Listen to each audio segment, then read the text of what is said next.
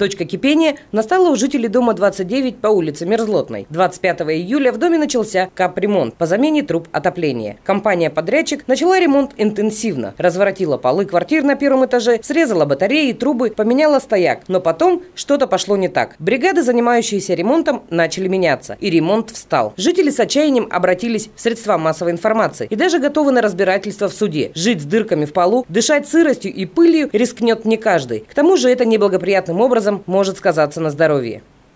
Вчера у нас было собрание с Прометеем, нашей управляющей компании. Прометей сказал, что влияния, конечно, мы не имеем на фонд капитального ремонта, но постараемся сделать все возможное, чтобы ускорить работы, потому что им обслуживать этот дом, им как можно быстрее надо запускать отопление. Многие соседи отказались от проведения капитального ремонта, предполагая, что будет вот такая ситуация.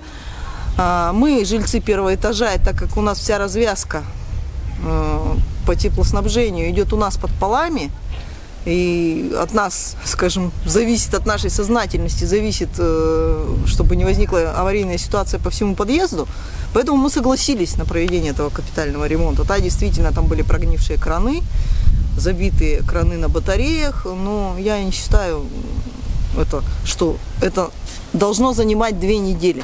В подъездах, в подъезде нам пришли, сняли батарею, там стояла большая батарея, там, по-моему, труба была 100 или 200, то есть у нас подъезд холодный сам по себе. И мы, соседи обращались к Прометею несколько лет назад, чтобы поставили именно вот такую большую трубу, чтобы она прогревала подъезд. Батарея была установлена, ее сняли, вывезли в неизвестном направлении. И сейчас хотят нам поставить, сварили маленькую батарею.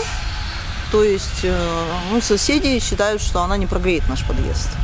Но ее просто сняли, обрезали, никаких работ по монтажу еще не проводилось. Мои требования, чтобы они сегодня-завтра закончили ремонт. Иначе я вынуждена квартиру закрыть, съехать, снимать квартиру в другом месте, то есть потому что рисковать здоровьем ребенка дальше я не намерена. Не могу заставлять своего ребенка жить в антисанитарных условиях, тем более учитывая, что он заболел. И я думаю, в интересах подрядчика закончить быстрее, потому что если я уеду, из дома закрою квартиру, буду снимать в другом месте, то когда они работу закончат? Но если они не закончат работы, в ближайшее время, плюс не восстановят то, что они разрушили, я одна, у меня мужа нету, и восстанавливать за свой счет полы у меня тоже возможности нету, то есть это дополнительный ремонт, то да, я буду подавать в суд.